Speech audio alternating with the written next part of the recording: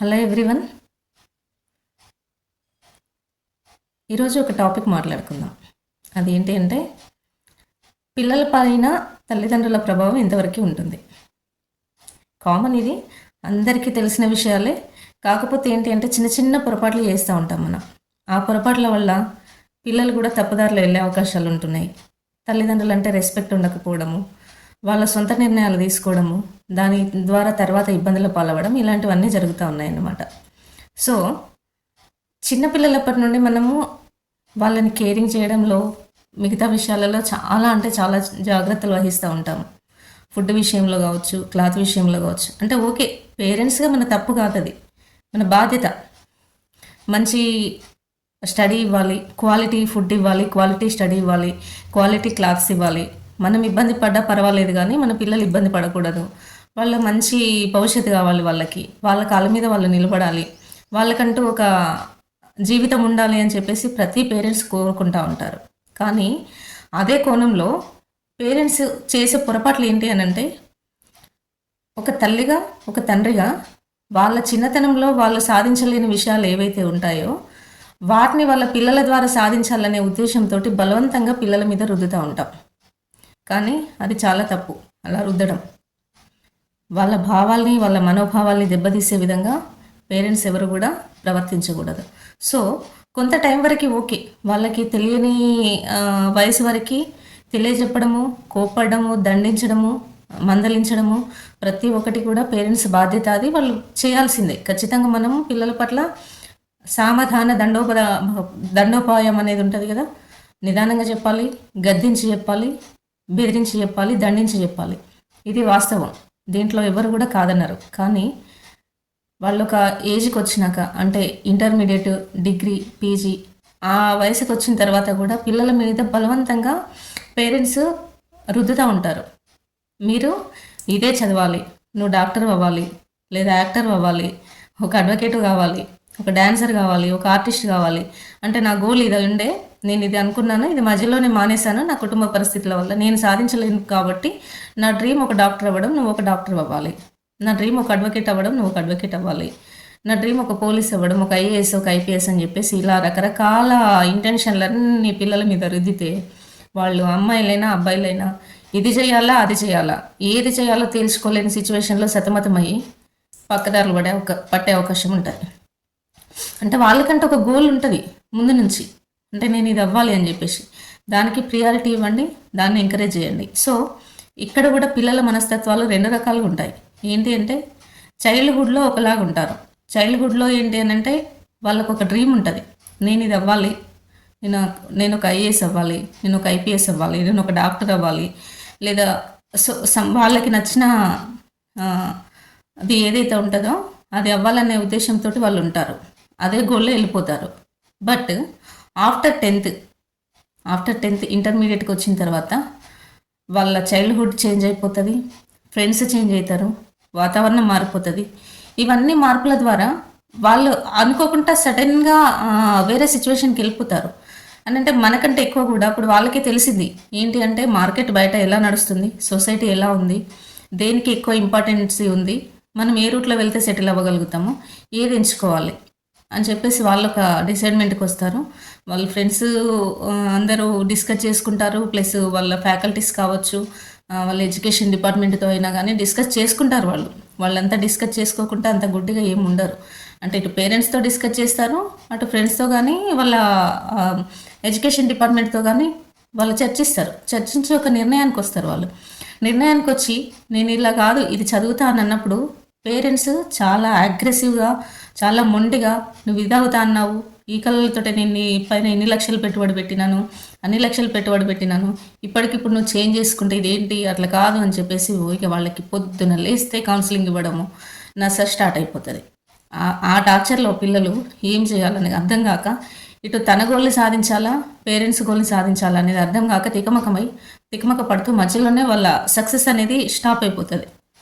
అప్పుడు ఇంకా అంటే వాళ్ళు దూరాలు వాటికి అలవాటు పడడము, ఫ్రెండ్స్కి ఫ్రెండ్స్ దగ్గరికి వెళ్ళటము, సినిమాలకు వెళ్ళడం, షికార్లకు వెళ్ళడము, వాళ్ళకు వెళ్ళి కాలేజీకి వెళ్ళినా స్టడీ మీద కాన్సన్ట్రేషన్ పెట్టకుండా బయట ఎస్కేప్ అవ్వడం, క్లాసెస్ డుమ్మా కొట్టడము ఇదంతా జరుగుతుంది. కానీ పిల్లల మనోభావాలని రెస్పెక్ట్ చేయండి.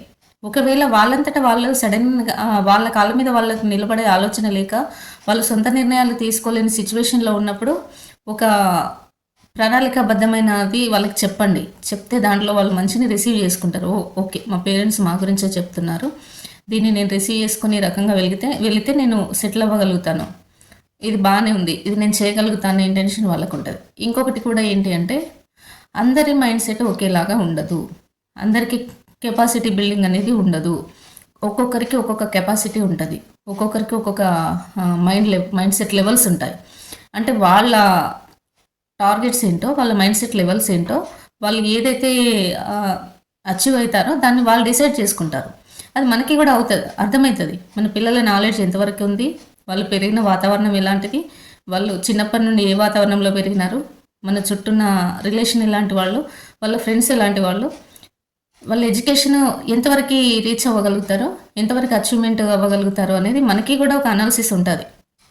దాన్ని బట్టి వాళ్ళు ఎంచుకునే విధానం తప్పైనప్పుడు మాట్లాడండి, వాళ్ళు వెళ్ళే మార్గం తప్పైనప్పుడు మాట్లాడండి. కానీ చిన్న చిన్న విషయాలకి కూడా వాళ్ళ మీద రుద్ది ఇబ్బంది పెట్టి ఆ రకంగా చేయకండి. సో అబ్బాయిలు డీవియేట్ అయిపోతారు, అమ్మాయిలు డీవియేట్ అయిపోతారు. ఈ రకంగా వాళ్ళు ఇంకొకటి ఏంటి అని అంటే ఆ చదువు కాస్త పక్కన పెట్టి ఇంకొకటి లవ్ అని చెప్పేసి ఇంకో ట్రాక్లో వెళ్ళిపోతారు. అప్పుడు ఇంకా కంప్లీట్గా వాళ్ళ లైఫ్ స్పాయిల్ అయిపోతుంది. తర్వాత ఏదో ఒక చిన్న ఇంకా పేరెంట్స్గా మనకి తప్పదు కాబట్టి ఏదైనా బిజినెస్లో పెట్టడమా, లేకపోతే ఇంకేదైనా మనం ఏ యాక్టివిటీ చేస్తున్నామో అదే యాక్టివిటీలో మన వెనకాల వాళ్ళు వచ్చేటట్టు ప్రోత్సాహం చేస్తాం. కానీ ఇవన్నీ కూడా పిల్లల మీద చాలా ఇంపాక్ట్ పడతాయి. అంటే నెగిటివ్, పాజిటివ్ కన్నా ఎక్కువ కూడా నెగిటివ్ పడడానికి ఆస్కారం ఉంటుంది. చదివిపిస్తావు, వాళ్ళకి లక్షలు కోట్లు పెట్టి చదివిపించడం ఇంపార్టెంట్ కాదు. ఒక క్వాలిటీ కాన్వెంట్లో పెట్టేసి, క్వాలిటీ రకరకాల ఎడ్యుకేషన్ డిపార్ట్మెంట్లో పెట్టేసి వాళ్ళకి డబ్బు పెట్టడం ఇంపార్టెంట్ కాదు. డబ్బు పెట్టినంత మాత్రాన వాళ్ళకి ఆ కెపాసిటీ ఉందా లేదా అనేది కూడా చూడాలి. చదివే పిల్లోడు అమ్మాయి అయినా అబ్బాయి అయినా వాళ్ళు ఎక్కడ పెట్టినా చదువుతారు. అంటే వాళ్ళ టాలెంట్ని బట్టి వాళ్ళకి క్వాలిటీ ఎడ్యుకేషన్ ప్రొవైడ్ చేయండి. వాళ్ళ టాలెంట్ని బట్టి వాళ్ళకి క్వాలిటీ మెయింటెనెన్స్ ఇవ్వండి. కానీ ఇంకొకటి కూడా, పేరెంట్స్ పిల్లల పట్ల అయ్యే స్ట్రగుల్స్ ఏవైతే ఉన్నాయో వాళ్ళు అర్థం చేసుకునే స్టేజ్కి వచ్చినప్పుడు ప్రతిదీ పిల్లలకి ఎక్స్ప్లెయిన్ చేయండి. మీరు ఎక్స్ప్లెయిన్ చేయకుండా అంటే ఈ బాధలేవో మేమే పడుతున్నాము, మా బాధలు మేమే పడుతున్నాము, మేము పడే ఇబ్బందులు మా పిల్లలు పడకూడదు, వాళ్ళకి ఎలాంటి ప్రాబ్లం రాకూడదు, వాళ్ళు మా గురించి ఆలోచించకూడదు. ఇదే అందరు పేరెంట్స్ చేసే మిస్టేక్స్. అంటే మనం ఏం పని చేస్తున్నాము, మనకి ఎంత ఇన్కమ్ వస్తున్నది, మనకి ఎంత ఖర్చు ఎంత ఉంది, దాని మీద పిల్లలకి ఎంత మనం ఇవ్వగలుగుతున్నాము, తర్వాత వాళ్ళకి అంటే ఇవన్నీ చెప్పడం ద్వారా ఏంటి అని అంటే వాళ్ళ మైండ్ డైవర్ట్ అయిపోవడం కాదు, వాళ్ళు ఒక ప్రణాళికకు వస్తారు. అంటే దుబారా ఖర్చులు చేయకుండా ఓకే మా మా మమ్మీ డాడీ ఇంత సంపాదించగలుగుతారు, మా అమ్మ నాన్న కెపాసిటీ ఇంత, నేను ఆ కెపాసిటీలోనే నేను అడ్జస్ట్ అవ్వాలి, లేదా నాకంటూ ఇంకేదైనా నేను నా కాళ్ళ మీద నేను నిలబడి ఒక సపోర్ట్ నేను ఏర్పాటు చేసుకోవాలి, ఒక ఉద్యోగం చేసుకోవాలి, నేను కూడా సంపాదించుకొని నా ఖర్చులు నేను చేసుకోవాలి అన్న ఇంటెన్షన్కి వాళ్ళు వస్తారు. లేదు అని అంటే ఇంకా పేరెంట్స్ని టార్చర్ చేయడం మొదలు పెడతారు. నాకు ఐఫోన్ కొనిస్తేనే నేను కాలేజీకి వెళ్తాను, నాకు స్పోర్ట్స్ బైక్ కొనిస్తేనే నేను కాలేజీకి వెళ్తాను, నాకు ఈ కార్ కావాలి, ఆ బైక్ కావాలి, ఈ ఫోన్ కావాలి, అది ఇది అని చెప్పేసి ఇంకా పేరెంట్స్ని ఇబ్బంది పెట్టడం మొదలు పెడతా ఉంటారు. అంటే పేరెంట్స్ ఒకటే ఆలోచిస్తారు, ఈ జనరేషన్ బాగాలేదు, ఏమన్నంటే పిల్లలు చాలా సెన్సిటివ్ ఉన్నారు, చిన్నదానికి పెద్దదానికి సూసైడ్ చేసుకుంటారు, బెదిరిస్తారు, మాకున్నది ఒకరే పిల్లడు, ఒకటే అమ్మాయి, ఒకటే అబ్బాయి, వీళ్ళని కాదని మేము ఉండలేము, చేయలేము అని చెప్పేసి వాళ్ళు అడిగిన ప్రతి ఒక్కటి వాళ్ళకి ప్రొవైడ్ చేసుకుంటూ వెళ్ళిపోతూ ఉంటారు. అట్లాంటి సిచ్యువేషన్లు ఏంటి అని అంటే వాళ్ళకి కూడా ఒక బాధ్యత అనేది ఉండదు. పేరెంట్స్ ఇస్తున్నారు కదా అని చెప్పేసి ఇంకా వాళ్ళు కంప్లీట్గా జలసాలకు అలవాటు పడుతూ ఉంటారు. అట్లాంటి జలసాలకు అలవాటు చేయడము, తర్వాత మన ఉద్దేశాలు ఏవైతే ఉన్నాయో బలవంతంగా పిల్లల మీద రుద్దడము అట్లాంటివి చేయకండి.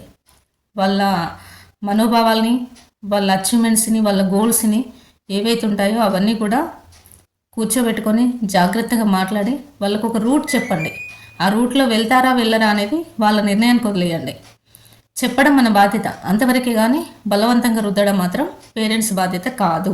రూట్ చూపించడం వరకే పేరెంట్స్ బాధ్యత. తర్వాత వాళ్ళు ఏ మార్గాన్ని ఎంచుకుంటారు అనేది మాత్రం అది వాళ్ళ నిర్ణయం. వాళ్ళ లైఫ్ని ఎలా డిసైడ్ చేసుకుంటారు, వాళ్ళ లైఫ్ని ఎలా మోడల్ చేసుకుంటారు, వాళ్ళు ఎలా అచీవ్ అవుతారు అనేది అది వాళ్ళ నిర్ణయమే. మనకి సంబంధం లేని విషయం అది. Okay, thank you.